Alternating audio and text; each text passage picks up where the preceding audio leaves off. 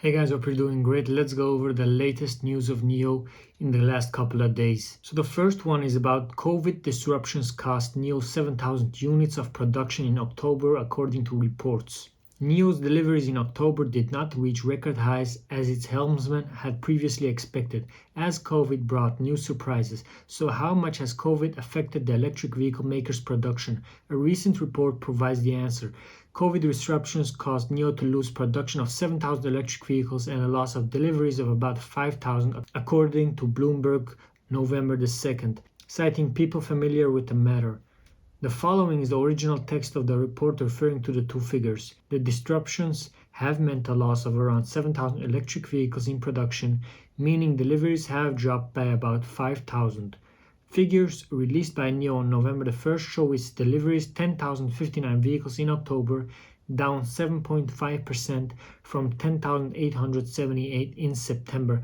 We can clearly see in the graph that we're still stable, but it's a shame that we couldn't reach around 12 to 13K this month because of the low volume. The Bloomberg report implies that NIO would have been able to produce 7,000 more vehicles and deliver a record high of about 15,000 if not for the surprises brought by COVID. So I guesstimated around 12 to 13K, but if they were going to be able to do 15K, guys, that was going to just break all the records NIO has and most probably just catapult the share price up. NIO's previous single month delivery high came in June of this year when the company delivered 12,961 vehicles. The new COVID outbreak and the stricter controls that came with it seemed to be something NIO management did not anticipate, as its founder, chairman, and CEO William Li said in a conference call after announcing its second quarter report on September the 7th that he believed deliveries would reach record highs in each month of the fourth quarter.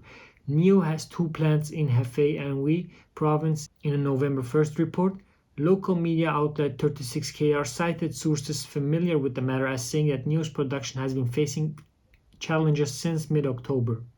In line with COVID prevention and control, the JAC NIO F1 factory originally planned to temporarily shut down production for 3 to 5 days and use parts inventory to produce in a closed environment, but then the lockdown time was extended, leading to a greater impact on the overall production and delivery pace, according to 36KR.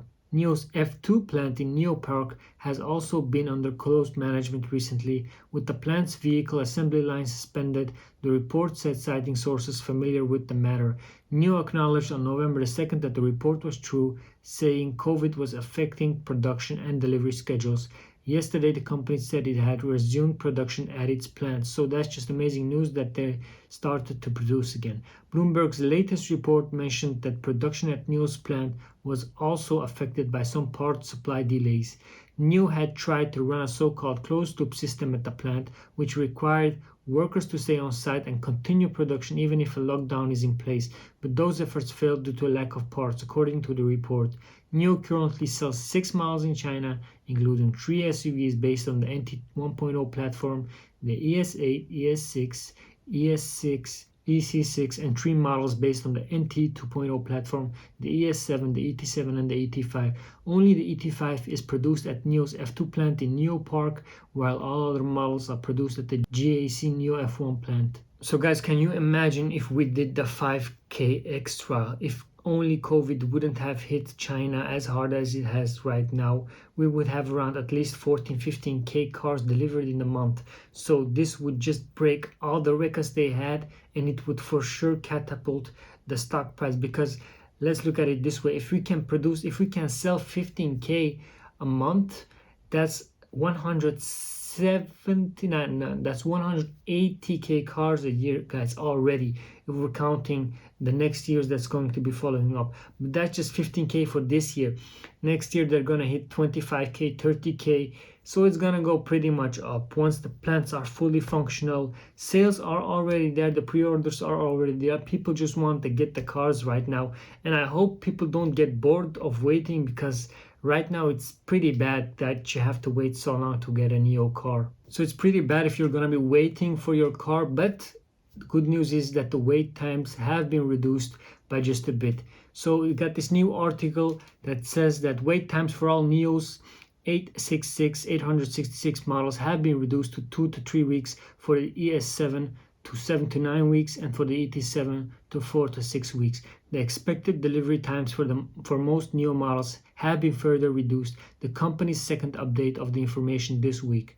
The latest expected delivery times for all three NT 1.0 platform-based 866 models are 2 to 3 weeks after locking in orders. The latest information from the NIO app shows prior to today, the wait times for ES8, ES6, and EC6 were all 2 to 4 weeks. And the last thing for today, guys, is that Bayley Gifford boosts its holdings in Tesla and NIO, and it cuts its holdings in Li Auto in the third quarter of this year. Scottish investment firm Bayley Gifford & Co., one of NIO's biggest backers, slightly increased its position in the Chinese electric vehicle company in the third quarter after increasing its stake significantly in the second quarter. Bayley Gifford held 96,781,000 shares of NIO's US traded ADRs at the end of the third quarter, according to a 13F filing posted on the SEC's website on October 27. That's up 50,000 shares or 0.05% from 96,700,000. So what they basically did, they just bought a little bit of shares. It doesn't really change much for their total volume, but I guess they wanted to diversify more because the cash needed to be spent, especially when you got NIO at hovering around $10-11 right now, which is just a steal, guys.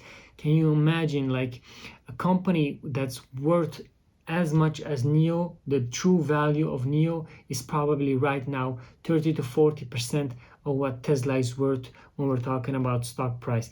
But let's look at it this way, guys. NIO is just a little baby when we compare it to Tesla. It just has so much growth potential when we're looking at the whole world. They're not even fully in Europe right now. They're not even in the US right now, and they're at this stage. Just imagine once they go to the US. I'm just waiting until they go to the US, until they fully expand to Europe, because they will have a way higher market value, brand value. Everything is just being prepared basically for NIO start in Europe and hopefully in the US, because the US investors are the most important investors, guys, because most of the money that's being pushed into the NASDAQ, into the New York Stock Exchange, is US money, guys. It's basically dollars. So what we need actually is NIO to go to the US as fast as possible, as soon as they can. But we got to take into account that it's not going to be for today. They had plans for 2023, but I think it's going to be delayed to maybe 2024, because the situation right now between US and China is pretty grim, with the Taiwan situation, with the Ukraine, the Russia thing that's going on right now. So it's really, we've got to really be waiting on what's happening, because it's really too much to predict and say that the future is looking bright. But hey, I'm not a pessimist, nor am I an optimist. I'm truly a realist, guys, and just invest in it wisely. If you haven't invested yet in NIO, this is truly the time to invest. Even if you're gonna be investing in it for, like, not for the long run, if it's gonna be a short-term swing, $10 to $20, 10 to 15, 10 to 30, it's definitely the time, because Alibaba, NIO, all these Chinese companies are just dimes right now to catch. And if you're going to be investing in an EV company, I'd say only NIO, guys. Forget Xiaopeng, forget Li Auto. They are great companies, but they won't make it in the international market. They are more focused on the Chinese, and granted, they are great companies, but to succeed on an international level, you got to go the way NIO is doing right now, by diversification, by going to those countries and having your marketing teams, by expanding there, having your headquarters there. There's just so much that brings NIO further than all the other Chinese car manufacturers. And I'm not even talking about brand value, because NIO is up there with Mercedes, BMW, and all the other top German brands, guys. But anyway, hope you guys enjoyed the video. The news isn't bad, guys. It's good news. The stock price just has to follow, guys. Let's hope it does. So anyway, hope you guys enjoyed the video. I'll see you guys in the next one. Ciao, ciao.